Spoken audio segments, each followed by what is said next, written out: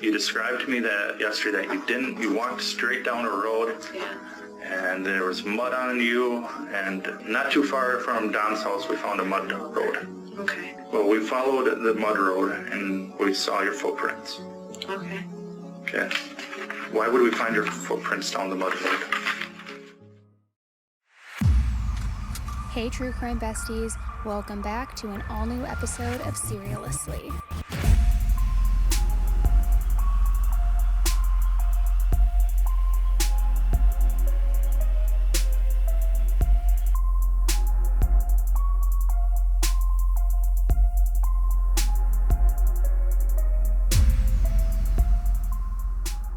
Hey everybody, welcome back to an all-new episode of Serialously with me, Annie Elise, your true crime bestie. I'm fresh with a brand new haircut and color. I am ready to talk with you about today's case. It's a wild one. I've got my official Annie Elise, the Math Ain't Mathin' Stanley tumbler because, well, it's not really a Stanley, it's a bootleg, but you get what I'm saying.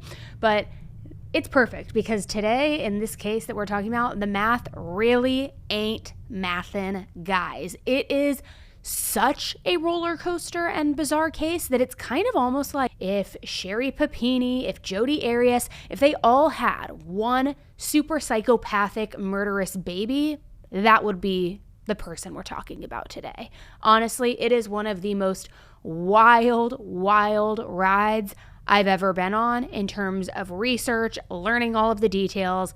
It's going to be a doozy. So whatever you're doing today, whether you're listening on your commute into work, listening as you're walking in the neighborhood, or maybe listening cleaning the house, whatever it is you're choosing to do, get ready because you are going to be enraged, and I hate this word, but I'm going to use it anyway, flabbergasted. Why is that word so annoying? It really is, right? All right, so let's get right into it. So in Springbrook, Wisconsin, on March 22nd, 2018, a dairy farmer named Don Sipple heard somebody knocking at his front door. So he went to answer the door, and when he did, he saw a young woman standing there. She was muddy, and she was bloody, and she was extremely dirty. Her clothing was also completely tattered and torn, and she just looked like a complete fright, a complete mess when he saw her. She also had dripping blood from a wound that was on her arm. It was like somebody had carved the word boy into her flesh. So the dairy farmer, just absolutely horrified, took one look at her, rushed her inside his house, and then immediately called 911. Now, when the paramedics arrived on the scene, this woman claimed that she had no idea what happened or who attacked her. She said that everything had just been a total and complete blur. She didn't know where she was or how she had even gotten there. She didn't even remember her name. It was very, very bizarre. So immediately, of course, she was rushed to the hospital so that she could get all of these injuries checked out. And at the hospital, officers then arrived to try to figure out what happened. But more, who on earth actually did this to this young woman? But again, the woman said the exact same thing. She didn't know. Now, initially, police officers thought that maybe this woman was just having trouble remembering the details because everything she had gone through was so traumatic, but that eventually she would end up remembering more of the details later on. A few days later, they asked the woman to come to the police station. She claimed that she must be having some type of amnesia. However, what the woman didn't know was that the police had located her car. And not only that, but they found a body inside of it. So the jig at this point was up. The police knew that everything that she had originally said was a complete lie. So now the question was, who was this fake damsel in distress? Well, her name is Ezra McCandless, and much like a novel, I feel like I need to preface who she is before going any further, because she might be one of the most complex, screwed up, and narcissistic people that we have ever discussed on this podcast, which is honestly saying a lot because we have talked about some true monsters through and through. So let's get into Ezra. Good morning. Would you state your name and spell it for the record, please? My name is Ezra McCandless. Okay, Ezra, I'm going to ask you to speak really clearly into the microphone because you're soft-spoken. Yes. So everybody can hear you. All right? All right. Ezra McCandless is an enigma in every sense of the word. Not only to most everybody she's ever known, but maybe even to herself. Whether she'd ever admit it or not is a complete different story, though, and we're going to get into a little bit of that later on as we go. But for now, here's what we do know about Ezra. Rosalena Gunnelson gave birth to a beautiful baby girl on October 6, 1997. Now, at the time, she was only 14 years old. She named her new baby girl Monica Kay. Monica's biological father was never in the picture. However, when Monica was just 4 years old, her mom's new husband, Joe Shane Carlin, legally adopted Monica. So now she had a new dad and a new name, Monica Carlin. Monica was 4 years old when all of this happened, as I mentioned, so she really considered Joe Shane to be her dad, and she never really knew anything otherwise. That was until her mom and dad divorced when she was 12 years old. Monica grew up watching their tumultuous relationship, and she even felt like sometimes her childhood was chaotic. But again, this was her dad. So then, even after the divorce happened, she continued to have a close relationship with him. But Monica did have a very strained relationship with her mother. Maybe it was because her mom was a child at 14 years old who had a child, and they essentially grew up together, or maybe there were other things going on. But the one thing that she always told Monica was to never get pregnant young. That was always her motherly advice, because she said to her that that would be the biggest mistake that she could ever make in her life. She wasn't necessarily meaning that Monica was a mistake, but more than anything, she just didn't want Monica to go down that same road that she did. So later on during high school, Monica decided that she felt more comfortable being masculine and that aligned with her true identity. At a certain point in your life, did you feel that being identified as female did not fit you? Yes. Okay. Why don't you explain how you view your gender? In high school, I found that I felt more comfortable being masculine. It was how I identified at the time. My alignment was very masculine. So that's when Monica decided to change her name, her full name, to Ezra McCandless. She said that she chose the name Ezra because she saw that name while she was on a family vacation once, and she thought that name was beautiful and that it felt more gender neutral. Why Ezra McCandless? Why that name? Why Ezra McCandless? Well, I have gone through a lot of changes in my life regarding identity and what really fits me. And I tried on a few names, but I found ultimately that Ezra fit perfectly for who I am. She changed her last name to McCandless, not because of anything family related, but because she was inspired by an individual named Christopher McCandless from a nonfiction book and film called Into the Wild. And this man, Christopher McCandless, was known for his love of nature and philosophies of life, just all sorts of beautiful aspirations. And this was something that Ezra felt very in tune with and felt like she really related to him. And she even thought that by changing her last name to this last name, that it would be a way of honoring him in a sense. So let me just say this. For a while, Ezra was going by male pronouns, but today she leans more into her feminine identity, which we will get into. So that's why I've been using the female pronouns, even though at the time she was identifying as male. And for the sake of ease and understanding, we'll continue using the female pronouns throughout. Now I'm fluid, so I lean now more towards my femininity as a woman. Okay. And has this fluidity been going on for a period of time? Yes, for a few years now. Okay. So after high school, Ezra then went to college. But it turns out that she was more into the college partying than actually going to college and the educational part of college. At the time, her mom and dad were doing what they could to support her financially, but once she flunked out of school, they told her that they weren't going to continue to fund her lifestyle, especially if she wasn't going to hold up her end of the deal by actually applying herself and paying attention in school, doing the educational elements of college. So they hoped that by doing this, it would make Ezra begin to take some type of responsibility or accountability for all of her actions, all of her laziness, and that maybe she would come home for a little while, get her life together, and then go back to college. But that isn't what happened, not at all. Instead, in 2017, Ezra moved to Eau Claire, Wisconsin, where she morphed herself into someone completely different. Somebody who was the stereotypical starving artist type, if you will.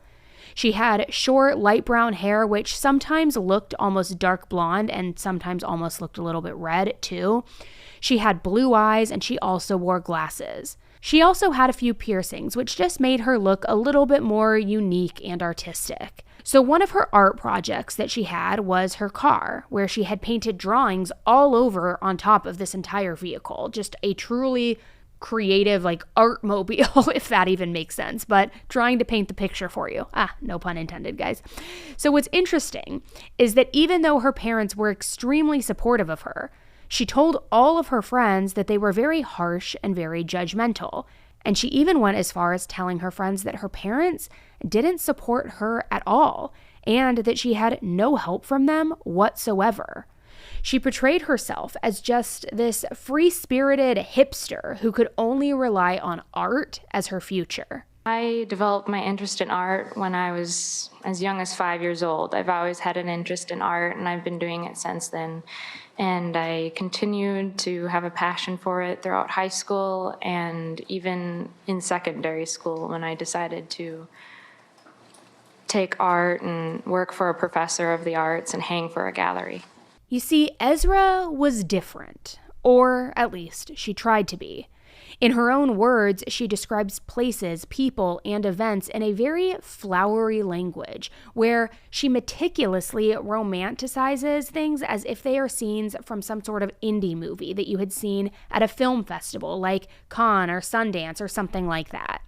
And it almost reminds me in a way of Amber Heard and the way that Amber portrayed herself during the Johnny Depp defamation trial. Almost like this dark, lonely, tortured poet at heart who looks at the world through rose-colored glasses all the time, but has also been jaded and secretly wants you to ask them about it, feels like they're the smartest person in the room, and that's why they use all of this flowery language, someone like that. Ezra came across as somebody who had a very deep hunger for knowledge, who had a sense of belonging, and was very empathetic and intuitive. She wants you to know that she's different, she's deep, she's well-read, she's mysterious, she's quirky, she's all of the things. And I think the term that the young Gen Z kids are using these days is called a pick-me girl. I've tried to wrap my mind around what that means myself, but I'm too millennial to understand it. But somebody who just wants to exude that they are different and everybody kind of take this deep-rooted interest in them. Now, I don't know if I'm dead on with the terminology of the pick-me girl or not. You tell me. I'm old. So anyways, back to Eau Claire, Wisconsin, where Ezra was now living. There was a coffee shop called Racy Delane's, and it was called Racy's just for short, but it was a very hipster, cool vibes type of place. And naturally, that's exactly where Ezra went, almost daily. But it wasn't just a place for her to make new friends and socialize. It also had Wi-Fi. You see, Ezra didn't have a cell phone, or at least one with a cell phone network plan. She used an iPod as her phone, and she used WhatsApp to call or text anybody, which needs to be connected to Wi-Fi in order to work.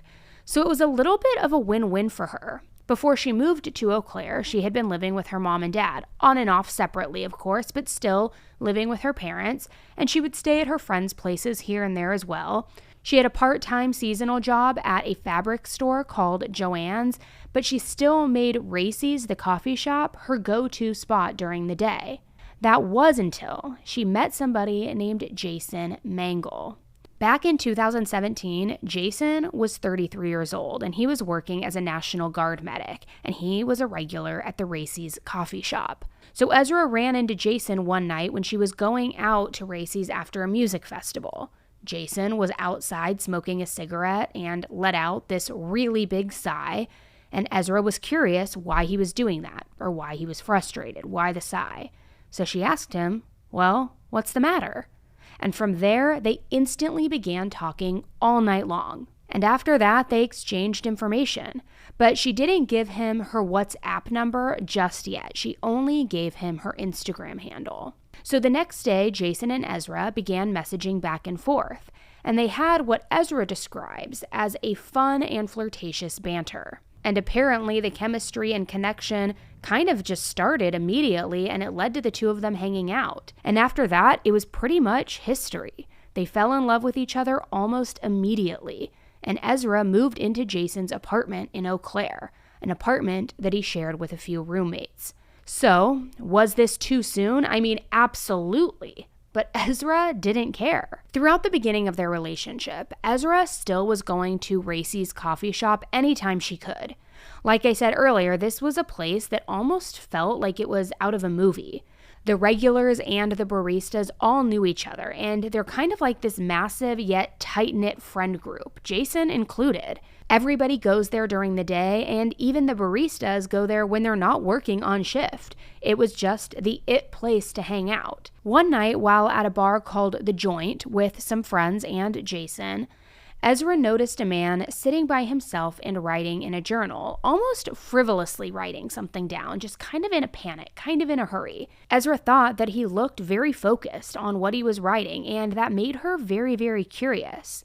So she went up to him and she asked him what he was writing about. Well, he caught me right away because I thought it was quite a peculiar subject, cannibalism. And I was interested in what he meant, what I understood. He was speaking of it philosophically, and I also wanted his ideas and his concepts of literally cannibalism. So we talked back and forth about a few artists that have partaken in cannibalism that he mentioned. We spoke about the anxieties of and what it means for someone to consume another. Yes, guys, he was writing about cannibalism. He was writing about the philosophies and the erotics of cannibalism. Almost reminds me a little bit of Armie Hamner, the Hollywood star who was under fire the last few years because of his interest in cannibalism with girls that he was dating. It wasn't in a Silence of the Lambs type of way. It was in like I want to feel full of you kind of way, gross and as that sounds, but it kind of felt in line with what Alex was writing about as well, about the philosophies of it, the erotics of it, which to each their own, I guess. But this guy, he wasn't exactly a random guy either. As I mentioned, his name was Alex, and he was one of Jason's friends. Alex Woodworth was 23 years old, and Alex studied philosophy in college and was also a part-time substitute teacher. And he also had one more connection to this friend group. He was a part-time barista at Racy's. Alex was kind, he was caring, intelligent, empathetic, and he was truly the type of person that was always there for you. Alex was no stranger to his own struggles with mental health, but even then, he made time to listen to others whenever they needed somebody to talk to, no matter what. So while working part-time as a substitute teacher and a barista, Alex was applying to graduate schools, and he hoped that one day he could become a philosophy professor. At that time, when we were deep in this discussion, he mostly talked about the philosophical sense, and he also mentioned the fact that often individuals partook in cannibalism because it was, in essence, a consumption of one's power, to take in another's flesh. All right. Besides cannibalism, did you talk about other things with him that evening? Yes, All right. At some point, was your conversation interrupted by another person? it was. Who came over to interrupt your conversation?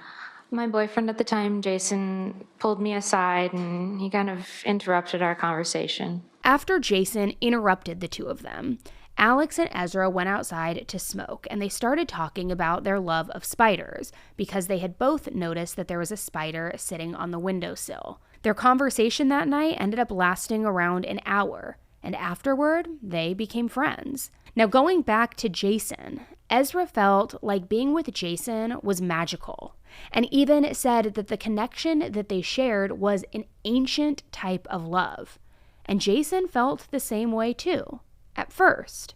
But over time, things here and there were starting to wear on him, and other things that Ezra said weren't really adding up. For example, when Ezra and Jason first started hanging out, Jason didn't remember if Ezra said that she was in her early 20s or if he just assumed.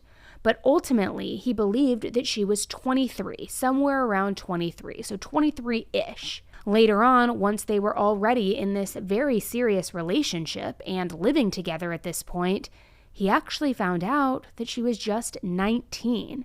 And remember, Jason was 33 years old. So Jason was confused and kind of felt like Ezra had somewhat lied to him, or at the very least misrepresented herself, because had he known that she was 19 years old, he certainly would not have been interested. However, at this point, they were already knee-deep in this relationship.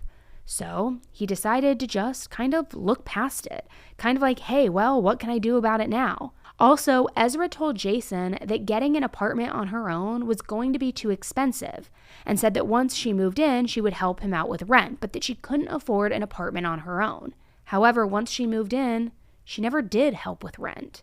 Ezra said that she didn't make much money from her seasonal job at the fabric store, and that soon, maybe after some of her art pieces could make her some money, she could then help him with rent or split things more evenly. Except she didn't do that either. But still, Jason loved her, so he looked past this too. But then things really took a turn when Ezra found out that she was pregnant. This was just 3 months after she started dating Jason. I wasn't sure what to do at that time. I was scared. I was so young. I was confused as to really what to do. So I decided, it felt rushed. I decided to terminate the pregnancy. When she and Jason discussed this, they both seemed to mutually agree that the best thing to do would be to terminate the pregnancy. They knew that they wanted to be together and maybe have children sometime in the future, but at this point they still barely knew each other, and this was completely unexpected and unplanned. So that was the plan. And it just so happened that the next available date that the clinic had for Ezra to come in for a termination was on October 6th, and that was also her 20th birthday, which I will just say that sounds like a pretty awful way to spend your birthday. Now, even though Ezra made the decision and ultimately went through with getting this termination, she had mixed emotions afterward, which isn't uncommon. I felt very empty after. I felt it hurt emotionally and physically, and it made me feel alone and very empty. And that isn't where the termination aftermath ended either. It also significantly affected Ezra and Jason's relationship. Jason became very distant. He was mostly sleeping on the couch at this point, and Jason began rejecting any and all physical intimacy from Ezra. He wouldn't even hold her hand. Not only that, but Jason's job required him to be on duty for the National Guard, so he had to go out of town for long periods of time, and pretty frequently.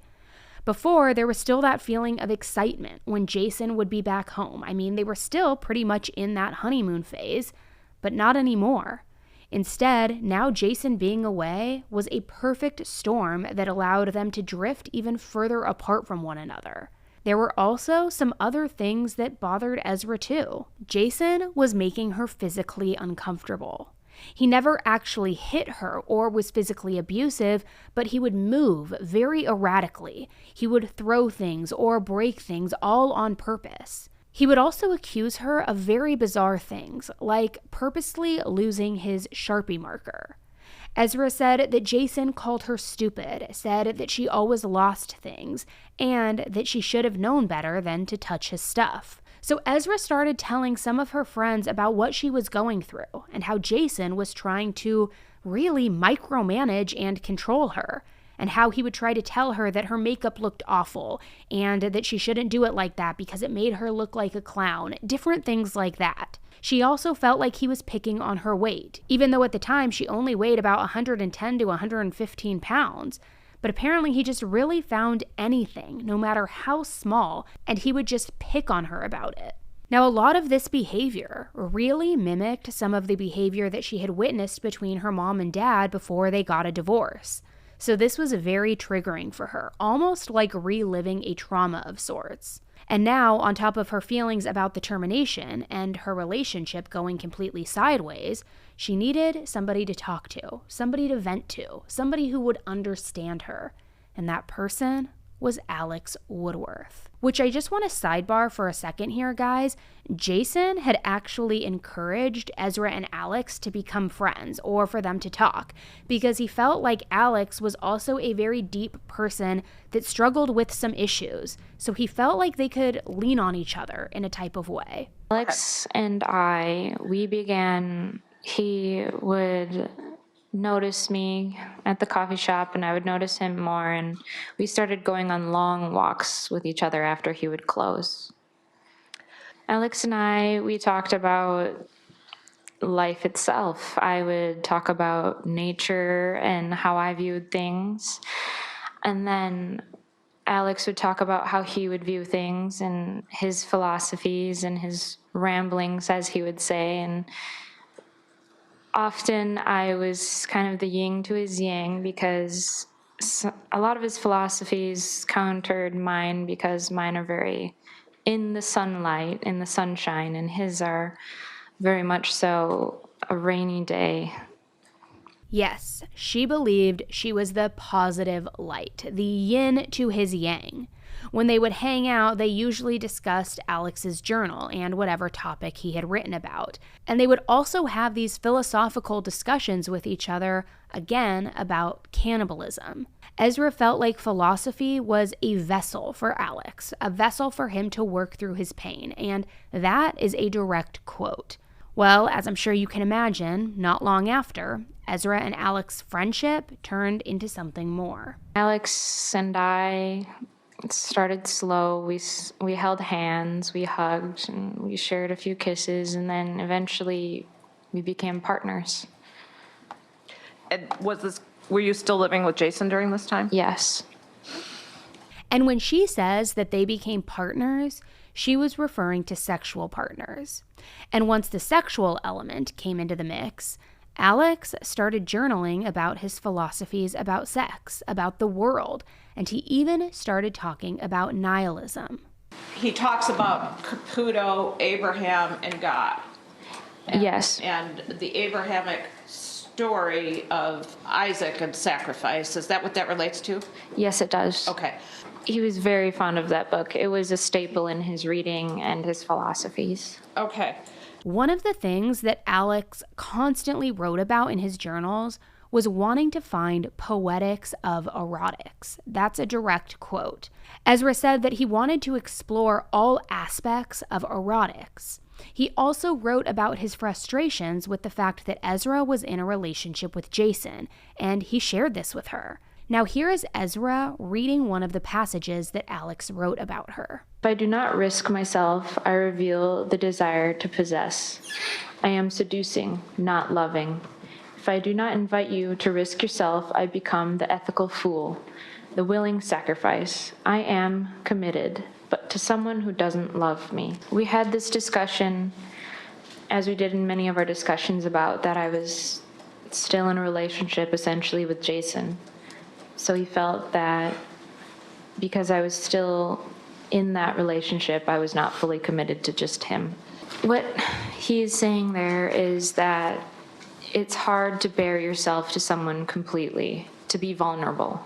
He asked me to be vulnerable with him, to essentially come to him, flaws and all. And I've often struggled bearing my flaws easily and openly. So it was this discussion and this essay we read together was about how I was trying to bear myself to him, and as he was asking, because he bared himself to me, that I should do the same. At that time, we were becoming intimate, yes. We were very much so falling in love at that time. So at this point, Ezra and Alex were truly falling in love. They were discussing these obscure philosophies and having these very in-depth discussions about them. They spoke about cannibalism often and what it would actually mean to eat somebody, in the sense that you would have a part of them forever inside of you. It was very deep, but also pretty disturbing, if I'm going to be honest. At that time, it was becoming very intimate, is how I can describe it. We at that time had become sexual partners, and we were sharing with each other a lot of ourselves. Alongside my obsession with erotics, I am possessed to write about misery, the failing of happy consciousness. In all honesty, suffering is among my greatest interests. I am in love with the phenomenology of illness, both mental and physical, but also with the sub-pathological suffering. The plight of a guilty woman who is sexually promiscuous interests me as much as those with cancer, depression, and dysphoria. Because you are dead to me, this love fails to be truly erotic now, though it may have been. Instead, we are speaking of cannibalism. Did he continue to have these discussions with you about cannibalism beyond writing about them?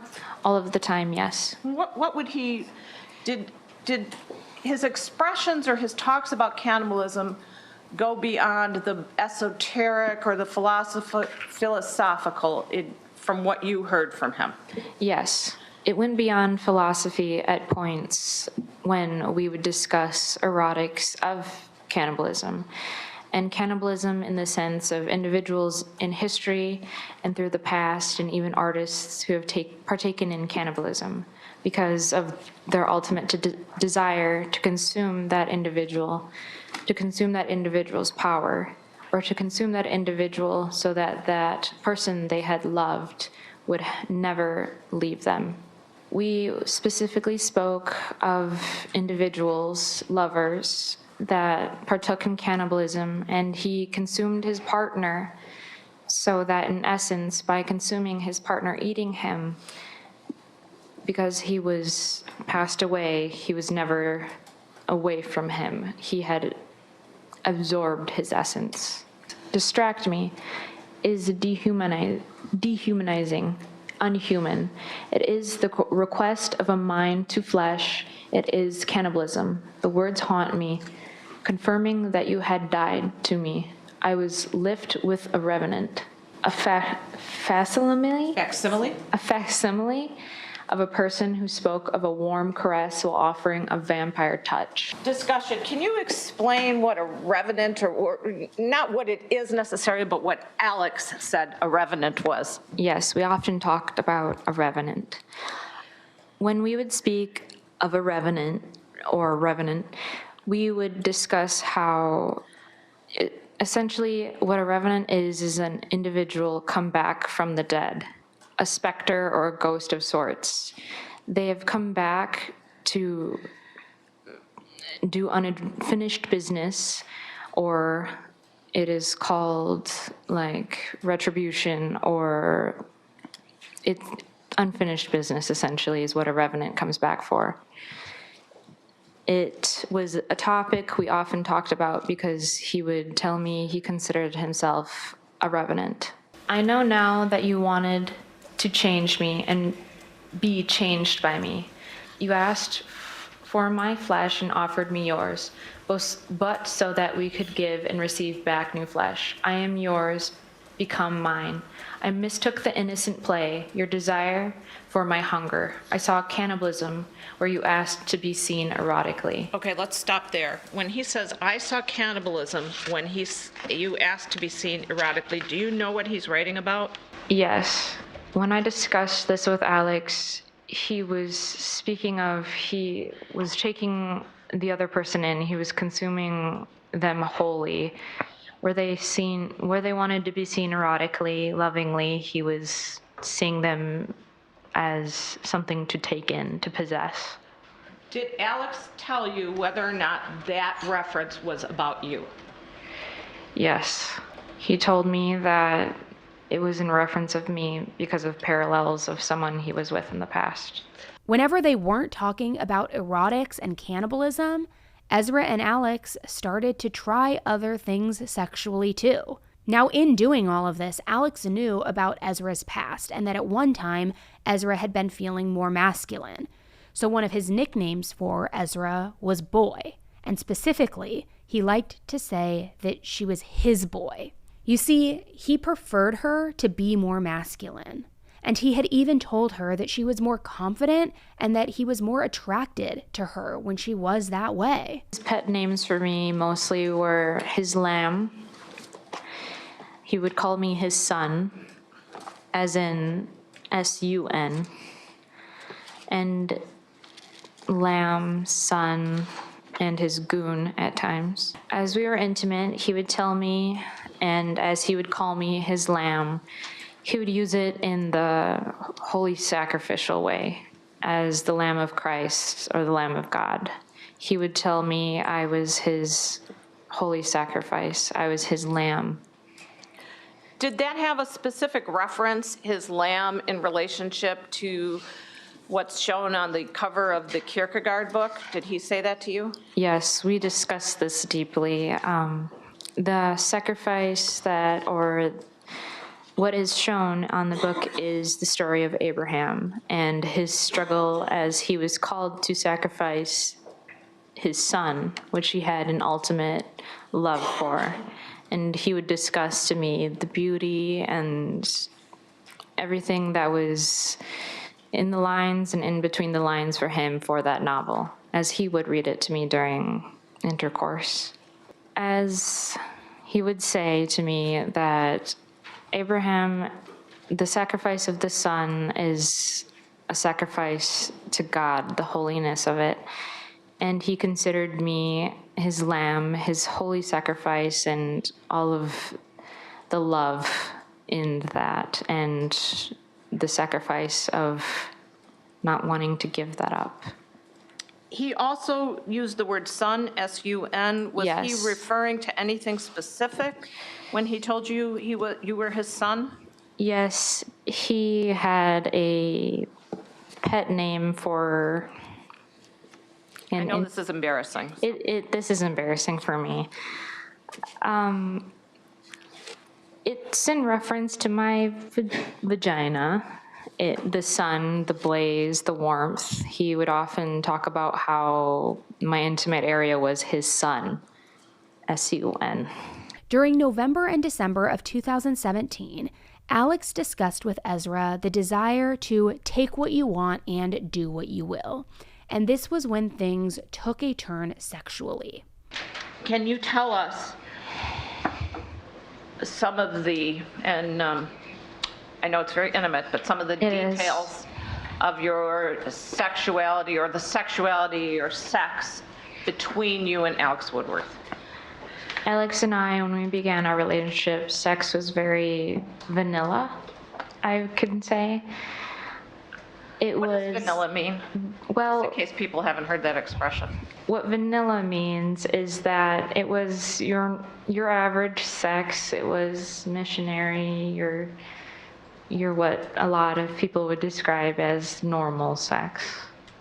I encouraged him to explore himself and things he might want, and we started practicing and doing these new things that he wanted to express himself. Okay. First of all, in terms of sexual position, was there a preferred sexual position from that Alex told you he preferred? Yes. What was that? It was called prone, as he informed me, and Were you face to face during sex? no, rarely. Okay. What position were you in? From behind is what you can call it. He would often express this desire for it. And were there objects he would use that impaired your sight at all? Yes, he preferred to have my glasses off, and he enjoyed to blindfold me. Was there anything specific about lightness versus darkness? Yes, he liked it to be either soft light, a candle, or he preferred it to be absolutely dark. He enjoyed kind of the mystery of it all in the dark. How did you feel about that? I thought it was interesting and exciting, and I also felt I am very visually impaired without my glasses, so I get a little uncomfortable at times without them.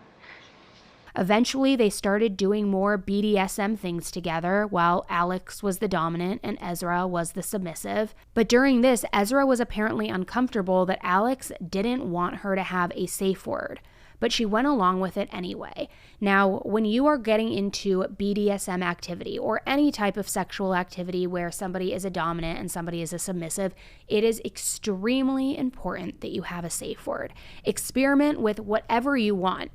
Fly your flag however you want it to go, but it is very crucial that there be a safe word in place in case there is something that is too painful, in case somebody becomes uncomfortable and wants to stop whatever the act is for whatever reason, whether it's role playing, whether it's something else. It's so important that there is that safe word in play. But apparently Alex was very discouraging of that. But Ezra cared for him. Ezra felt like she loved him, so she went along with it, and they continued without a safe word. Things also started escalating in a way because they started experimenting with wax play. And this is when you use a candle or wax substance of some sort, and you drip it or drain it onto the submissive. And it can be very painful. It can apparently feel nice to some, but it also can be incredibly painful. Now, wax apparently wasn't, I don't want to say severe enough for Alex, but maybe it wasn't the pinnacle of like sexual peak for him, because according to Ezra, sometimes Alex would also bring objects like knives into sex. He never would cut her during sex, but instead he would cut her pants off, and then he would use that knife to graze her skin. Eventually, during sex, Alex would put Ezra into a chokehold type position, which she let him do because she felt like it was okay for him to explore and express himself. But she wasn't always comfortable with this, since Alex didn't want her having that safe word. Also, there were many times when they were having sex when Alex would either read his philosophies from his journals or from his books out loud. Like during sex, he would recite these things that he had written down. Again, to each their own. I just personally would find that a little bit strange. Søren Kierkegaard, Fear and Trembling. This particular book. We discussed it often, and we discussed it the most during very intimate moments of our relationship. This book was the book he would read from as we were having sex, and he would read passages from this book. All right, guys, now maybe I'm just old, or maybe I am just vanilla. And again, no judgment to anybody. I mean, anybody who has a more spicy life, like, hats off to you. But when I was researching this case, my mind was literally blown at this point, and my jaw was on the ground. I was like, what? People actually do this? It's not just a novel like 50 Shades, which I feel like 50 Shades is actually pretty mild in comparison, actually. I mean, again, to each their own. I was just kind of like, ooh, I felt like I needed to button up my cardigan or something. I consider myself pretty edgy. I've got the tattoos. I have a little life experience, certainly, but like, even I was kind of jolted by this, guys. I mean, by all means, knock yourself out, do whatever you want. But I'm telling you right now, if someone started reading Danish philosophy from the 1800s to me about existentialism, all of these things during sex, I don't think that I personally would have quite the same reaction that Ezra did. But maybe that's just me, and maybe I need to ask my husband to start reciting some of that to me. I mean, again, to each their own, but I just had to pause here in case you guys were feeling like your brain was exploding a little bit too, because you are not alone. Now, meanwhile, as all of this is going down, and there is this very serious, very, very serious connection forming and building between Ezra and Alex, hello? Jason was still very much Ezra's boyfriend, and he had no clue that any of this was going on, which, let me actually walk that back a little bit here. He didn't know that something was going on, because he couldn't prove it. During their relationship, Jason did confront Ezra about how he was feeling uncomfortable with the way that she was interacting with Alex, and also with some of his guy friends. But instead, Ezra told him that she treats all of her friends, guys or girls, the exact same way. And she kind of gaslit him in a way as well by saying, you know, if you're feeling insecure or thinking that I would cheat on you, which I would never do, maybe it's just your own issues and you're just projecting them onto me. I mean, it was the literal term and definition of gaslighting. All the while, Alex and Ezra were texting each other things like, I like your butt. I like your dick. I know. I love how I feel inside of you. But yeah, how dare you ever insinuate that I would cheat on you? I mean, it is kind of bananas, right? Now, while all of this was going on, it was also around the holidays, and Alex wasn't doing well mentally. He didn't understand why, if what he and Ezra had was real love, why she was still with Jason and why she wasn't with him. And Alex told Ezra that if she didn't leave Jason, he was going to take his own life. Then, one night Ezra found out that Alex did slit his wrists. So she called Jason, since he was a medic, to help bandage Alex up. Now, despite knowing how much Alex was hurting, Ezra never left Jason, and she continued her relationship with Alex. And get this, guys, Alex was not the only guy that Ezra was into besides Jason. And it was about to be a full-blown chaotic hellfest that was going to unleash. And we are going to get into all of those details as soon as we take a quick break and have a word from today's sponsor. So this year, I officially decided that I am moving on from my cheap razor era, and I am getting the premium razor that I think my body deserves, and the razor that I've also been seeing literally go viral on TikTok, and that is Athena Club. Now, this razor, guys, it is truly worth the hype. If you haven't tried it, you really need to go and give it a shot because it is seriously the best on the market. Here's why. First of all, the Athena Club razor kit is an absolute steal. It's just $10, but don't let the price fool you either because it packs a serious punch. It comes with a beautifully made ergonomic handle and two super sharp razor heads that deliver just like this incredibly smooth shave every single time.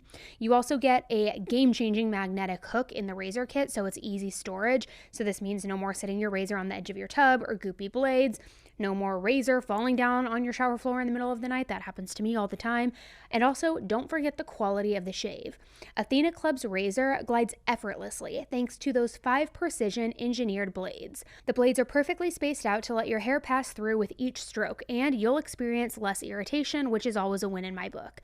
I also don't think that I've ever had a multitasking razor, but this one, it moisturizes while you shave with an avocado oil and hyaluronic acid serum. Plus, it has built-in skin guards to help prevent razor burn. So if you think that all razors are like created equal and you haven't made the switch, you need to try Athena Club's razor kit, guys. It is the best deal that you'll get on a premium razor. And it'll keep you feeling confident in your own skin all year long.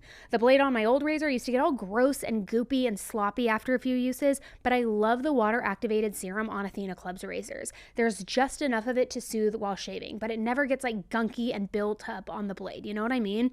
So are you ready to upgrade your shaving experience? Switch to the best razor on the market and show your skin you care with Athena Club. Head over to athenaclub.com to try their award-winning razor and body products and get 20% off your purchase with code AE at checkout. You can also find Athena Club razors at your local Target store, but trust me, you will not look back. Happy shaving. All right, guys, with 2 toddlers and with a husband who goes running every day and sweats like buckets and buckets of disgusting sweat, I've got a lot of laundry on my hands, and with the goop, the goo that laundry detergent is, it just gets really gross and messy. That is until a literal genius product was made, which is Earth Breeze. Let me talk to you about this really quick, because Earth Breeze Eco Sheets look like a dryer sheet, but it's an ultra-concentrated, liquidless laundry detergent. So it's the best of both worlds, because it's tough on stains and odors, and you're also kind to the planet and your skin. There's no more of like the heavy lifting or measuring that sticky blue goo from this massive massive plastic jug, and Earthbreeze's lightweight cardboard packaging takes up a fraction of the space in your laundry room versus, traditional detergents. You know how big they get. What I also love about it is it's great for travel, it's great for organization. I mean, it takes up literally a fraction of the space, and it's so clean. I also love that it helps me feel like I'm making a positive impact on the world. My clothes are clean, they smell great, and I feel like I did something good by just doing my laundry because it's reducing all of those plastic jugs. Let me give you a stat really quick that kind of shook me to my core. 91% of single-use plastic does not get recycled, guys, including the stuff that we put in our recycling bins. And scientists say that the ocean is going to have more plastic in it than fish by the year 2050. That is so scary to think about. So do your part. Try this out. You'll love it. It gets you clean. It smells so good. It gets everything clean. And right now, my listeners can receive 40% off Earthbreeze just by going to earthbreeze.com/AE. That's earthbreeze.com/AE to cut out single-use plastic in your laundry room and claim 40% off your subscription. earthbreeze.com/AE. Okay, so now we're at the point where Alex is telling Ezra, hey, you've got to leave Jason, otherwise I'm going to take my own life. And he even attempts to at one point by slitting his wrists. But Ezra doesn't leave Jason, even knowing how badly Alex is hurting. And in fact, she was seeing a couple people and had interest in a couple people, not just Jason and Alex. One of Jason's other friends named John was somebody else that Ezra had her eye on. While Jason was on duty and out of town, and Ezra was living, rent-free in his apartment, she set her sights on John. John and Jason were extremely close also. They were friends for more than 4 years at that point. They had met back years ago in a Dungeons and Dragons group. Ezra and John knew each other, but there were times where Jason felt like Ezra didn't want him to go hang out with that group of friends to go and play Dungeons and Dragons.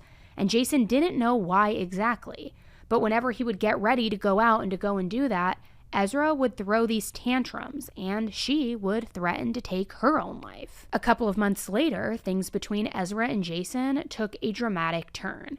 So now we are in February of 2018.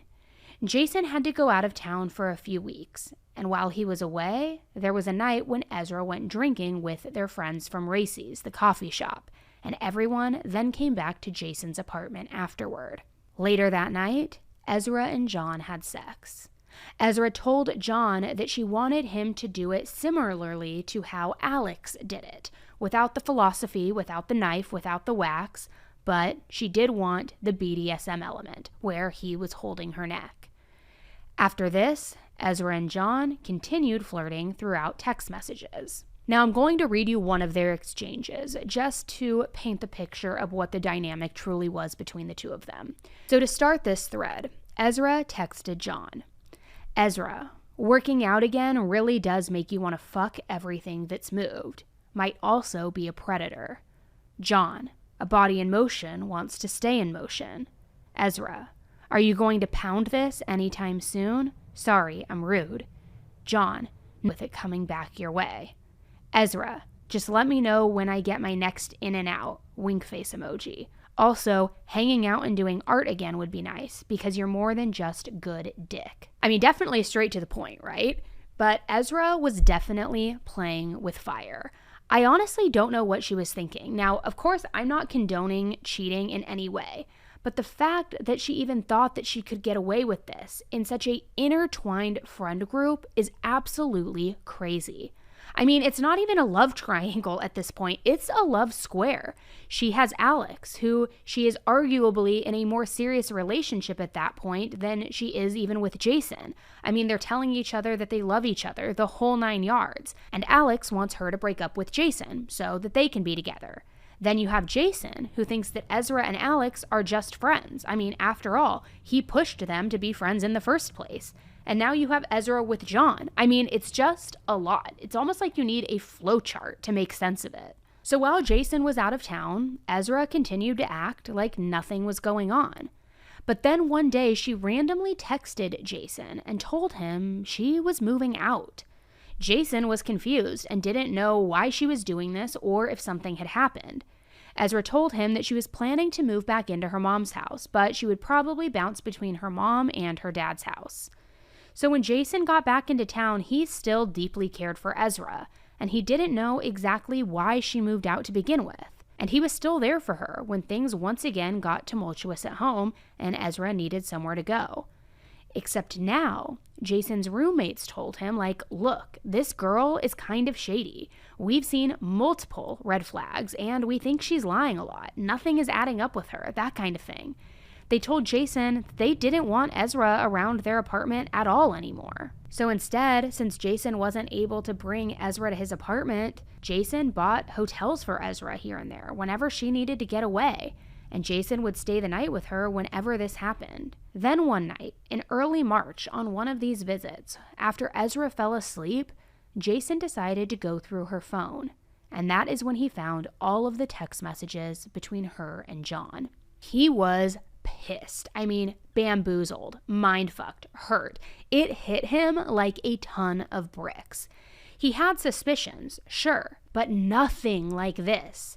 So he took screenshots on Ezra's phone of the messages, and then he sent those screenshots to himself. Now, can we just pause here for a second and give him some, mad props? Because that is exactly what he should have done. Now it can't get deleted from his phone, and it's not something that Ezra can argue away or try to gaslight him into thinking that he read something that he didn't.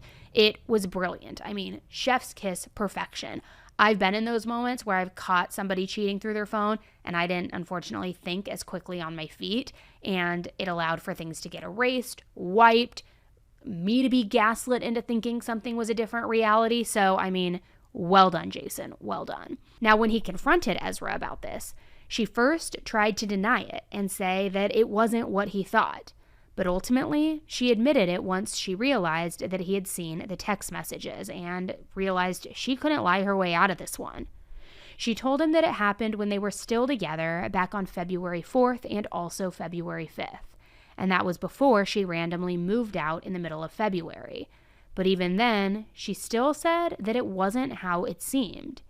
She told Jason that John actually her. She said that on the night that everybody was partying, she was so drunk and just throwing up, and that there is no way that she could have consented to that. She said that she laid down in bed and that she felt somebody pulling her tights down. When she woke up, she knew that she had sex because she felt different. But Ezra said that she blacked out and she couldn't really remember, and that this had all happened on the night of the 4th. Then Ezra's explanation for when it happened on the 5th of February, the very next day, she said that it was when her and John went inside Jason's apartment, and that John straight up pushed himself onto her, on Jason's bed, and that this was more of a blatant assault. But what's really interesting here is that text message conversation between Ezra and John took place on February 11th, a week after these alleged assaults. But Jason, God love him, somehow kind of believed what she was telling him, and he went to confront John. Now, at first, John denied that they had sex, period, not at all. But then when Jason told him that Ezra admitted it and said that it actually was not consensual, John owned up to him. But instead, he said, no, this was absolutely not whatsoever, and it was actually Ezra who was pursuing him. So Jason felt confused, and he didn't know who or what to believe at this point. While confronting John at Racy's coffee shop, he also decided to confront Alex. Now, at this point, Jason hadn't seen the text messages between Alex and Ezra, but he still felt like something might have been going on. So why not shoot your shot and try to confront them and see if you can get the truth? So Jason and Alex went outside to smoke, and Jason told him how he really liked him, really respected him, and he didn't understand why this was all happening. Basically, outright asking him and accusing him of something going on between him and Ezra. Alex apologized to Jason and said that he should have been honest with him a long time ago, but the truth was he was in love with Ezra, and she was in love with him, and he thought that they could be together. So then Jason confronted Ezra, and since she was literally caught, she admitted that they had started a relationship back in November of 2017, and that was the very first night that she and Alex had sex, and that was 1 month after the termination. However, Ezra once again spun the details of why this happened, who was responsible, how this happened. She said that she was lonely and she was sad and she was so depressed after the termination. Also, the fact that Jason was away all the time. And she said that Alex knew how vulnerable she was and that he tried to take advantage of her weakness by basically tricking her into having sex. So she said, this really isn't my fault at all. He tricked me into this. I was vulnerable. I was weak. And because of you, because you made me get the termination, because you were traveling all the time. Again, trying to make it as though this is Jason's fault, that her actions, her behavior, there's no accountability. She's trying to make it as though it's his fault. And to make it even worse, she also told Jason that things went way too fast with Alex. And she mentioned some of the things that they did sexually, the things that she wasn't really comfortable with. She said that there were times that he was aggressive and would throw a tantrum almost, but still said that he never raped her. So Jason was, of course, extremely distraught, hurt, disappointed, and just felt so confused by all of this. Despite what Alex, John, and Ezra had done, these were all extremely close relationships, and he didn't know what to do or who to believe at this point. He wanted to believe Ezra, he still loved her, but at the same time, he couldn't deny what was so glaringly obvious and right in front of him. He also didn't know what to do with the fact that Ezra was still continuing to say that things that had happened with John weren't consensual. So finally, he said something to the extent of, if you were raped, you should probably go to the police and report it. Maybe nothing will come of it, but at least if he does do this in the future to another girl, the police will have it documented in their system. That kind of thing. Trying to say I don't know what to believe, but if it did happen, you should probably just go to the police and help any future victims if that is the case. So, what did Ezra do? She went to the police and she falsely accused John of raping her, which is honestly so beyond messed up. To falsely accuse someone of a crime like that, knowingly, but also to actual victims. It is so sick and just completely callous and unhinged. But did that matter to Ezra? Of course not. Because even though she had moved out of Jason's house, she still wanted to be with him. And now her relationship with Jason was hanging by a thread. She needed to repair it. She needed to save it. She would do anything to keep him, regardless of the magnitude of her actions. Ezra also blamed Alex for causing her and Jason's breakup, and she sent Alex a text message on February 24th telling him to never talk to her again. Now, luckily for John, Ezra's own text messages that Jason now had proved that her claims were completely baseless, and the investigation into what Ezra claimed was closed. So as I said, Racy's That Coffee Shop was a very tight-knit group, and it wasn't long until everybody knew about the blowout between Jason and Ezra. They knew about her relationship with Alex, and also what she had tried to do to John. Alex was very well liked, so people were starting to see Ezra for who she actually was. Somebody who selfishly toyed with men's emotions and falsely accused someone of rape, all because she got caught for cheating. People were talking, and it wasn't good. But for Ezra to have people talking negatively about her and not believing her, this was a serious issue. She hated it, guys. At one point, somebody even anonymously wrote on the bathroom wall at Racy's, "Fuck me," along with Ezra's WhatsApp number. Jason saw this, and he knew that it was going to be very upsetting to Ezra, so he covered it up for her. So after all of this, Ezra laid low for a little bit. She was back at home, but continued talking with Jason on a daily basis. She told him that she was going to therapy and started to journal how she felt as part of her therapy, and she also said that she really wanted to get her voice back. However, a week later, Jason had been drinking at the bar, and while he was there, he found out even more information about Alex and Ezra's relationship, and this information deeply upset him. So Jason and Ezra talked on the phone, and this is when he finally told her, "Look, I am sick of this shit," and he hung up on her. That night, Jason received a letter from one of his roommate's girlfriends. The letter was written by Ezra, and she asked the girlfriend to give it to Jason on behalf of her since he was so angry with her. A few days later, on March 22nd, 2018, Jason and Ezra spoke on the phone again. Now at this point, Jason was just checking in on Ezra to make sure that she was doing all right, because that's the kind of guy that he was, despite everything that Ezra had done to him.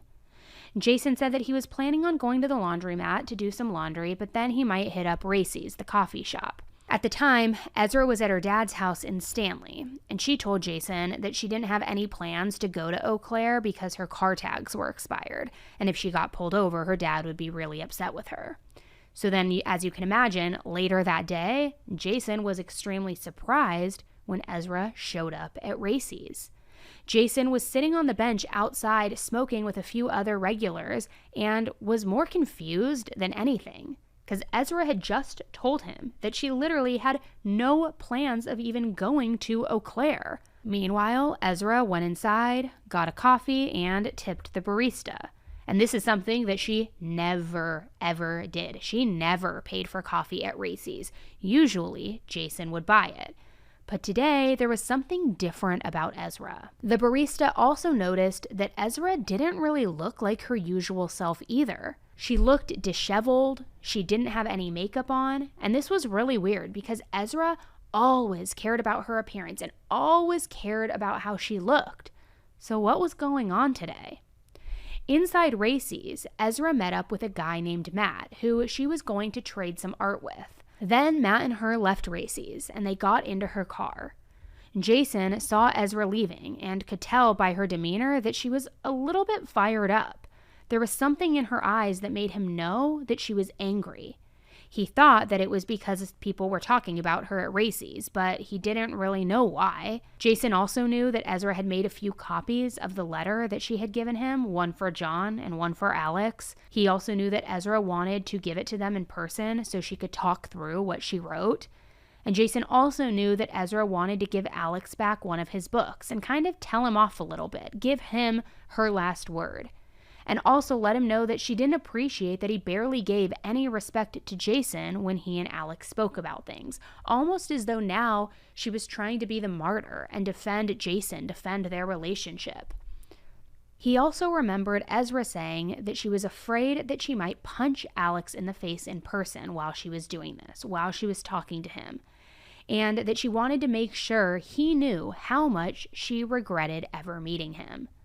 So with this in mind, he started figuring out and putting all of the puzzle pieces together like, oh shit, maybe she's leaving and she's fired up because she's planning on giving Alex the letter that she wrote. So with that, he followed his gut and he rode his bike over to Alex's house. And when he got there, Ezra's car was still running and the door was wide open. This worried him quite a bit. He knew that given what Ezra had written in that letter, that things could get heated. So he stuck around for a while outside, just to make sure that things didn't get out of hand. He wasn't sure what was going on and if they should be alone. But after about 40 minutes of waiting, he went and he turned off the car and got Ezra's keys from the car. He walked up to the house and he noticed that the door was open, and he stood by the door for a while, just listening in. Well, while Jason was standing outside of the door, somebody actually called the police on Jason because they had no idea what he was doing. They just saw what they thought was a suspicious man scoping out a house, lingering, and did something to a car and now was standing outside the door. Then, while he was standing there, his phone went off. And Ezra could hear Jason's phone go off because he had a very distinct text message tone. So Ezra yelled down, "Just let him help you." And Jason got worried that maybe Alex was hurting himself again, so he ran upstairs to see what was going on. He got to Alex and Ezra, who told him everything was fine, that they were just talking, which Jason thought was a little odd because he did hear bickering while he was outside, while he was standing outside of the door. So Jason told them that it would probably be best if they had this conversation in public so that things would not get out of hand. Meanwhile, the police showed up because they had received that report of this lingering suspicious person. And at the time, Jason was walking outside, so he talked to them and he let them know what was going on. Then Alex and Ezra walked out of the house and were headed toward Ezra's car. The police asked everybody if everything was okay, and Ezra and Alex assured them everything was fine, so the police left. Jason again told them his concerns and really felt like they should have this conversation in public, and they agreed. They said they may need to go to a coffee shop, but they don't want to go to Racy's because they didn't want to air out all of their dirty laundry there. So from there, Ezra and Alex left, with Ezra in the driver's seat and Alex in the passenger seat. Jason sent messages later on to Ezra, which she never answered because she didn't have Wi-Fi. And this apparently worried Jason even more because she wasn't responding, and if she didn't have Wi-Fi, this meant that they must not have gone to a coffee shop. If they had gone to a coffee shop, she certainly would have had Wi-Fi. So later that day, he went to the police department because he couldn't find Ezra anywhere. And that's when he learned that Ezra had been attacked. But before we go into the details of that, we are going to take one last break to hear from our final sponsors of today's episode. So guys, when it comes to eating well, it's a total guessing game for me, I'll be honest. I never know what I'm looking at. Even if it's something that is, quote, easy to prep and it looks good for me, the label is full of ingredients that I'm always trying to avoid, trying to understand. That's why I love Daily Harvest. They say no to gluten, fillers, seed oils, added sugars, starches. So all I have to do is say yes to delicious, easy to prep smoothies that never leave me wondering like, hey, what's really in my food? What am I eating here? Is this the quality of a Lunchable? No shame against Lunchables. But Daily Harvest really takes the guesswork and effort out of cooking because they deliver delicious smoothies and other options that are built on organic fruits, vegetables, and it's all delivered straight to my door. So I can get yummy smoothies, yummy meals that are ready in minutes without the trouble of shopping, prepping, or cleanup. And when it comes to variety, Daily Harvest is always keeping it exciting. They have tons of great smoothies and other meal options that look so delicious I never get bored when it comes to meals and snacks. I personally love their dragon fruit and lime smoothie. I love all of their smoothies. I love everything. So take the guessing out of eating well and try Daily Harvest. For a limited time only, go to dailyharvest.com/cereal to get $30 off your first box plus free shipping. That's dailyharvest.com/cereal for $30 off your first box and free shipping. dailyharvest.com/cereal. So I've really decided that I'm trying to make a concerted effort that once a day I either give somebody a compliment, I wave to a stranger, because small actions can have big benefits, like how taking care of your gut can support whole body health. Seed's DS-01 Daily Symbiotic benefits your gut, skin, and heart health in just 2 little capsules a day. For me, I take Seed every single morning when I wake up. It's part of my everyday routine. It's how I start my day off on the right foot. It's just part of my everyday thing now. And your gut is a central hub for various pathways through the body. And a healthy gut means benefits for digestion, skin health, heart health, your immune system, and so much more. And since taking this, I've also noticed a huge difference in my digestion, my skin, so much more. With new clinical trials and breakthrough research published in top scientific journals, Seed's probiotic research, development, and innovation programs make DS-01 a product you know you can trust. So their rigorous scientific testing, it really reassures me what I'm putting into my body. It makes me trust it. Trust your gut with Seed's DS-01 Daily Symbiotic. Go to seed.com/AE and use code 25AE to get 25% off your first month. That's 25% off your first month of Seed's DS-01 Daily Symbiotic at seed.com/AE. Code 25AE. So Jason is freaking out at this point because he had just left Alex's house. He saw that they were bickering. They said they're going to the coffee shop. They're going to do this in public. But yet every time he's texting Ezra, she's not responding, indicating that she didn't have Wi-Fi, which meant she wasn't at a coffee shop most likely. So he goes to the police department out of concern, and he finds out that Ezra was attacked. But before we get to where Jason learned that Ezra was attacked, here is Ezra's account of what happened. What we had started talking about is like feelings towards the relationship we had had, and he started to now speak about how he felt about my relationship with Jason and how he felt about our relationship ending. I started feeling anxious after our conversation being abruptly interrupted. And now we were driving and talking about me and Jason and things like that, I started to feel anxious, just uneasy. As a result of my anxiety, I asked him if it'd be all right if he could drive for a while. The conversation was more led by him at this point, and he was voicing his opinion about my continuation of the relationship with Jason. When he stopped the car, we sat there for a moment, and a car passed us. Not much happened. So you're in the mud, you're Yes. stuck. Yes. What is Alex doing to try to help you get unstuck? At that point, he was very quiet. He wasn't doing really much. He kind of stepped back, and he seemed like he was just letting me look and try to figure this out. I know there's been some pictures shown that there's a couple of knives back in the trunk. Yes. Were you aware those were in there? Not consciously, no. Do you know how they got in the back of your trunk? There's always various knives from moving place to place between my mom's and my dad's, and there was a lot of things in my trunk from moving out of my apartment. So somewhere between moves. Was one of those knives something Jason had given you? Yes. We also saw a picture of what looked like a steak knife or a kitchen knife. Yes. Did you know that was in there? I didn't know that was in there, no. Did you take those knives out at any time? No. Did you go into your Senate council to try and get anything to move the car? No, I didn't really look in there. After not finding anything to move the car, Yes. what were you going to do next? Breathe. I was like, oh great, I don't know where I am, I have no idea, I'm stuck in the mud. I don't know what to do, I need to breathe. I went over to the hitch of the trailer and I decided to sit on it, and I was just trying to breathe through the anxiety and the feelings of being stuck, not knowing where I am, and I was just kind of looking out into the woods, sitting on this hitch of sorts.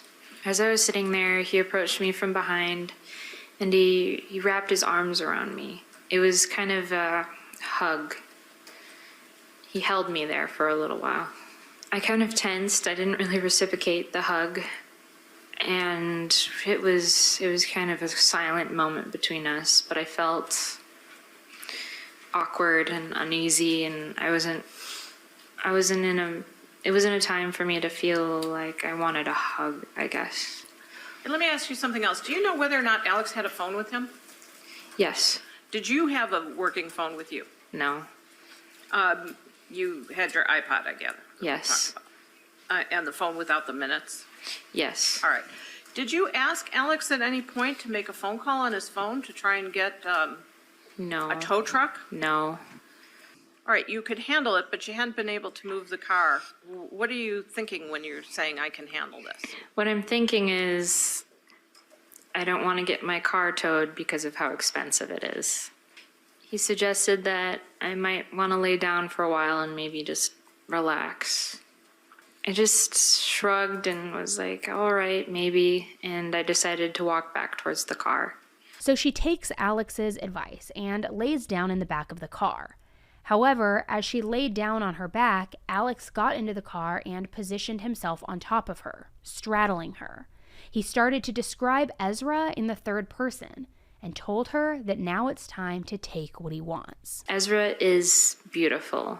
Ezra is my shining sun. Ezra, in the sense he kept saying my name and then something after that. Ezra is so handsome. He hadn't talked to me. He's said pet names before. He's sweet talked me before, but this was different because it was disconnected. It was third person. So in other words, are you, like before he would say, you are this, you are that? He would say, you're beautiful, you're handsome, you're this, you're that. But at this point, at this time, he was saying Ezra is, instead of, it was more as if I was an object. At that point, I'm not so sure how to really think about what was happening. I was a little confused because he hadn't come on to me earlier that day. I didn't think he was going to do this.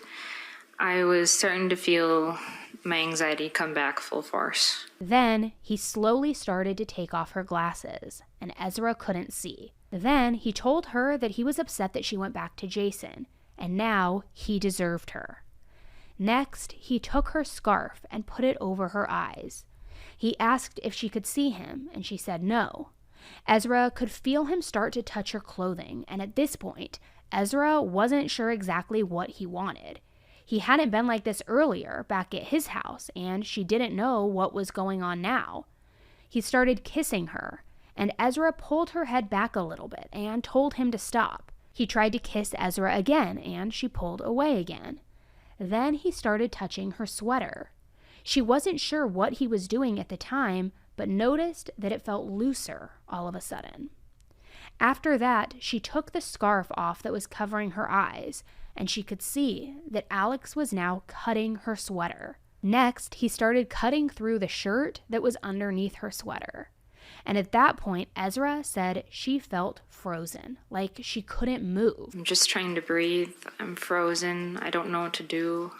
I'm still. I'm limp. I'm not moving or resisting or fighting.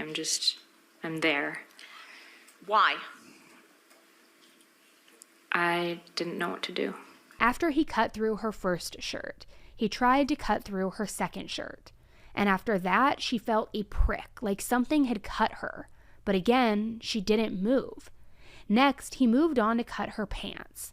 And in that moment, Ezra remembered that when she got back into the car to lie down, she noticed that the center console was open and that her wallet was on the passenger seat.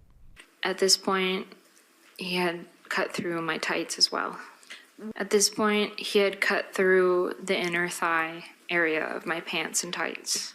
What was different at this point is that I could feel the knife start to graze and cut into my skin. I feel it on my vagina. I feel it. It's inside the hip region. I could just feel a pinch, and I could feel that the knife had been meeting contact with me. Are you moving? At this point, I was still frozen.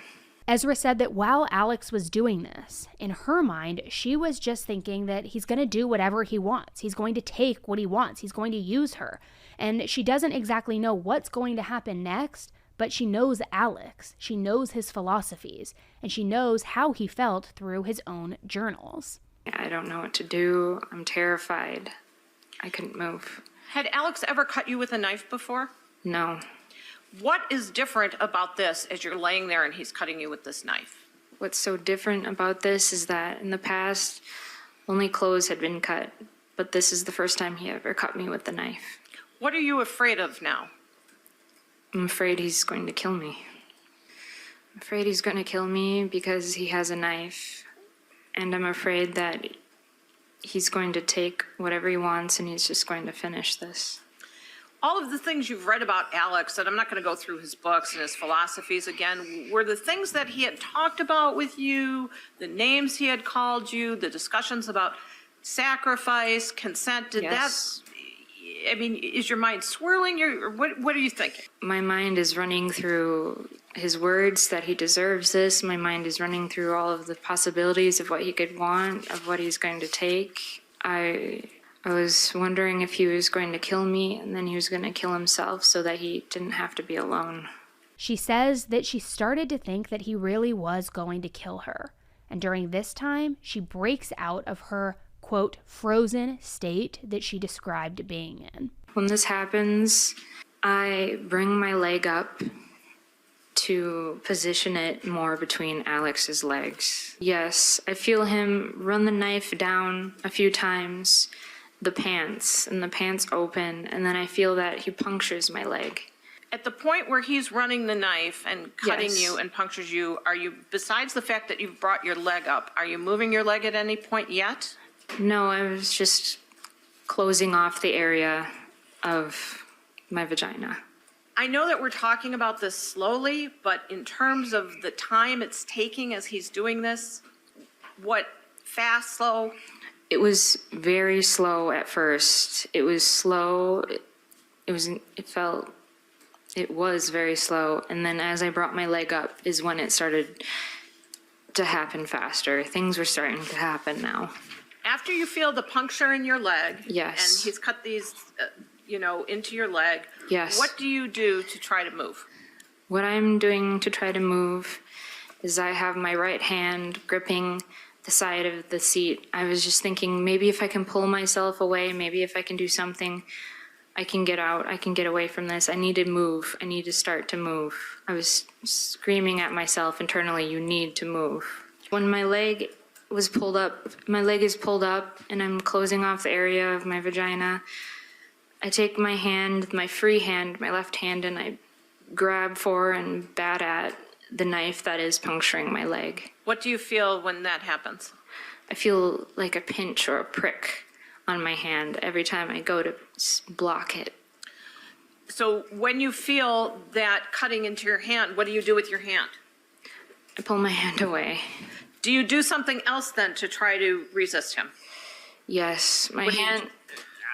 Go ahead, as I was my just leg asking you. is between his knees at that point, gripping the seat, I decided then to knee him in the groin. He reacts and he drops the knife at that point. Instantly, I grab the knife and I've used my arm to pull myself into the footwell. And that's when everything really starts to happen. You have the knife. Yes. What are you doing with the knife? At this point, I have the knife. I'm trying to get out of the car. I need to get out. I need to get away is all I'm saying. And I can't get out of the car and he's still grabbing for me. And this is when I began to defend myself and stab Alex. You said you grabbed the knife and you start Yes. stabbing. Yes. I'm facing, what would be forward at this point is the rear of the car. I'm facing Alex, but my back is pressed against, Alex is in front of me. He's in between, he's not directly in front of me, but he's in between me and the door. You said you're unable to get out, so what do you start doing? What I start doing is defending myself.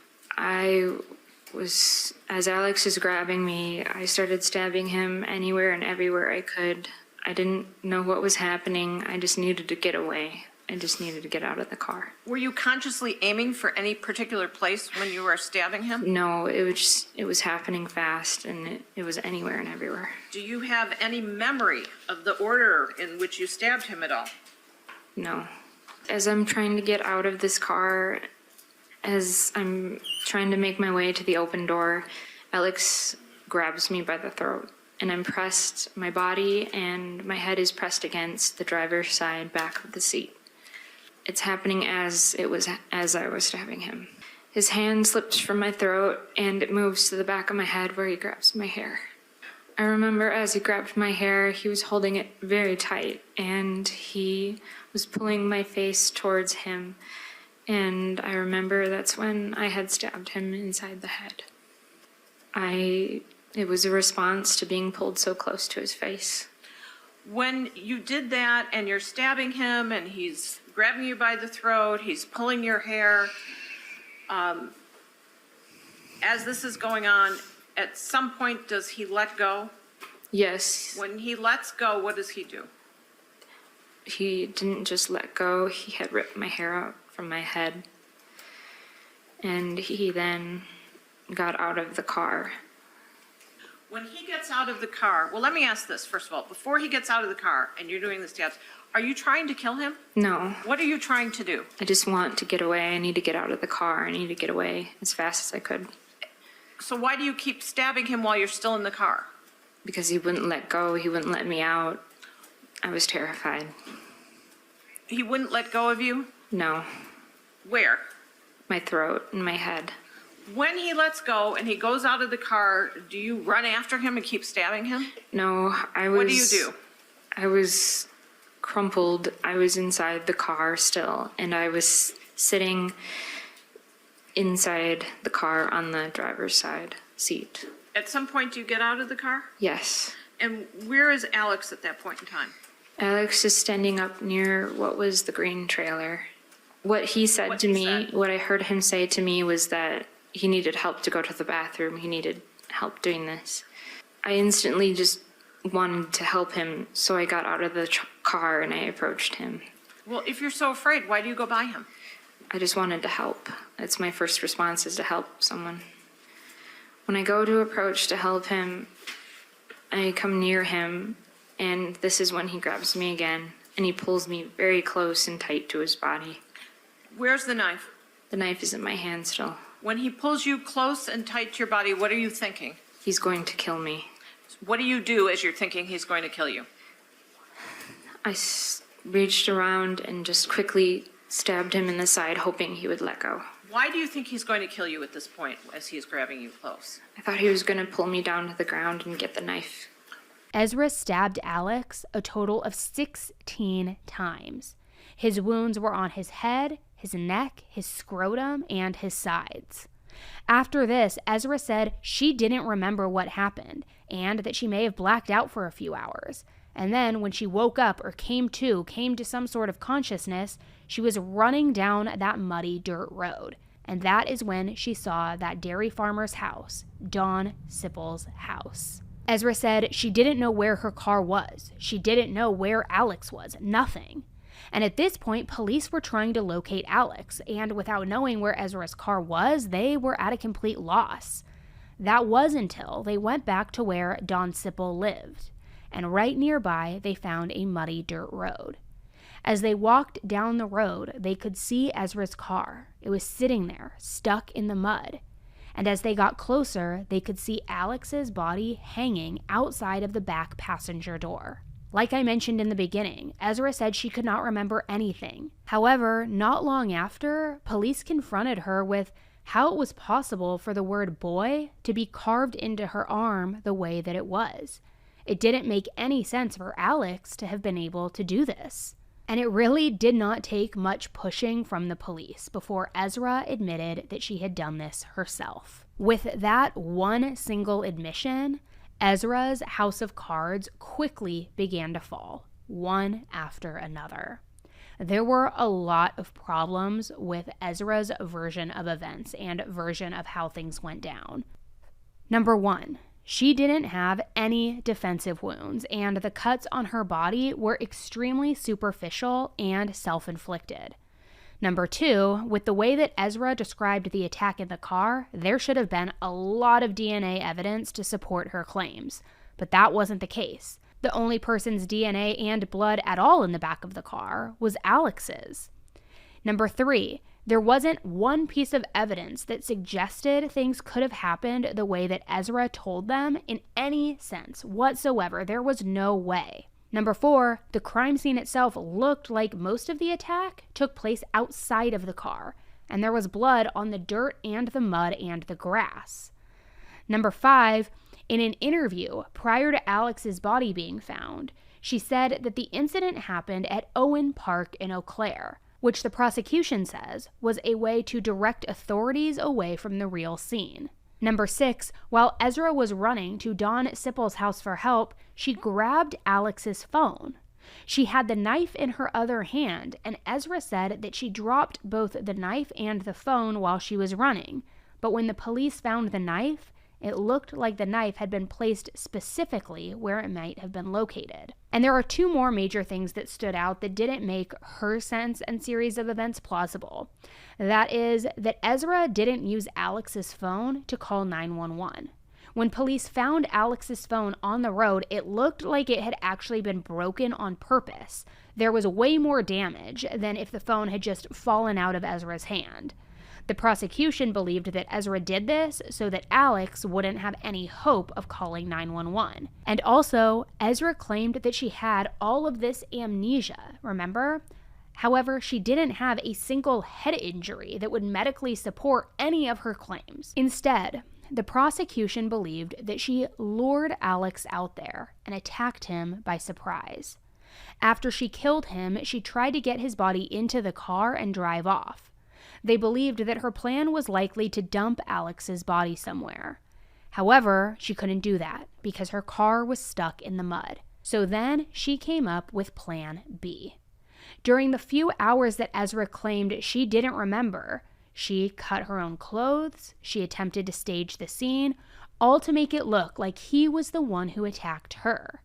And the reason that Alex's body was hanging out of the car was because he weighed too much for Ezra to continue moving him, since she was now likely exhausted. So now the big question is, why kill Alex? What sense at all did that make? Well, first of all, with Alex around to tell the truth to Jason, this was a huge problem for Ezra. Remember, she blamed him for ruining her relationship with Jason, someone that she saw that she could easily manipulate, her meal ticket to do whatever she wanted to do without any accountability, because she could make him do whatever she wanted. That was the truth of it. Second, if Ezra could prove that there was something true in what she said in her letter to Jason, that Alex really was this violent person, then maybe they could get back together for good. And I mean, it does sound like a good plan in theory, because how are you going to blame or question a victim of a brutal attack that they barely even escaped alive? It wouldn't be very easy to do that. Within 2 weeks after Alex's body was found, Ezra was arrested and charged with first-degree intentional homicide and use of a dangerous weapon. So at first, Ezra tried to plead not guilty by reason of insanity, but then later on, she withdrew that. Later on, Ezra claimed that the prosecution got everything wrong, and she killed Alex in self-defense. Her defense team claimed that Alex was angry that Ezra didn't want to be with him anymore, and that she was fighting for her life after Alex forced himself upon her and then attacked her. She also alluded to the possibility of Alex struggling with his sexuality and that he was actually gay, and that since Ezra was gender fluid, it was a way for him to have what he wanted both ways, and that Alex believed Ezra could only be his. Ezra wore a pink blazer throughout the entire trial, and what's crazy is that her, quote, attack wasn't the only thing that she had lied about either. She lied through her teeth about almost everything, literally everything, guys, down to the type of person that he was or what he was truly into. See, it was true that he did have a darker philosophical side to him, sure, but Ezra murdered him. And then it tried to paint him as this aggressive attacker who objectifies women and manipulates them for his own gain. A person that Alex wasn't at all like. It was like she was painting the picture of a monster, the complete polar opposite of who Alex was and wanted to be. And just as a side note here, for someone who professed to be so into reading all of these novels and using these big, flowery words, Ezra really struggled to read during court. Throughout the entire trial, she was putting on a performance for the jury, and it was honestly kind of cringy, kind of secondhand embarrassment. When Jason walked into the courtroom to testify against her, Ezra had this very giddy look on her face, like she was excited to see him. Mr. Mengel, can you please state your full name and spell both your first and last name for the court reporter, please? Jason. And she had this look like she was trying to seduce him all over again, not like she was on trial for murder. It was unhinged and bizarre, to say the least. When Jason testified, he was asked if he knew for sure that he was the father when Ezra got pregnant. Jason responded and said he assumed yes, but that now he honestly didn't know. And I'm telling you, the look on Ezra's face and her expression when he said this was unbelievable. At one point early on in your relationship, did the defendant get pregnant? Yes. And that was pregnant by you? I do not know, like, who's... As far as you know, there's I was no just, reason. I mean, yeah, at the time I was, like, assuming that. She looked like she was actually trying to kill him with her eyes, if that was even possible. She was irate. Despite trying to convince the jury that she was this small, delicate, and incapable of premeditated murder person, they found her guilty. At sentencing, Ezra's attorneys asked for the judge to give Ezra a chance at extended supervision, saying that in 20 years, Ezra will be able to show the court that she is no longer a danger to society. In the courts, and Alex's family, but most of all, Alex's parents. I want to say how sorry I am that they have lost their son. But sorry doesn't cut it in my mind. That word is not enough and never will be enough for this loss. And I recognize that. I don't think I could ever find words that will be enough to express this, especially to them. The pain they feel is unimaginable. I want to express how sorry I am for this loss, because it is such a great loss. I recognize and completely acknowledge this pain, and I'm so sorry. I loved Alex very much, and I also feel a great loss. And I'm so sorry. And thank you for letting me say this. In 2020, Ezra was sentenced to life in prison with the eligibility of parole after 50 years. Ezra appealed her conviction. However, a judge ruled that she would not be getting a new trial. And interestingly, Ezra's Instagram account is still completely active. Much like Jodi Arias, she has also been making and selling her own art while in prison. And she's even somehow posted some of her art that's for sale on Instagram. She also posted a reel from December of 2023 of her in her prison uniform.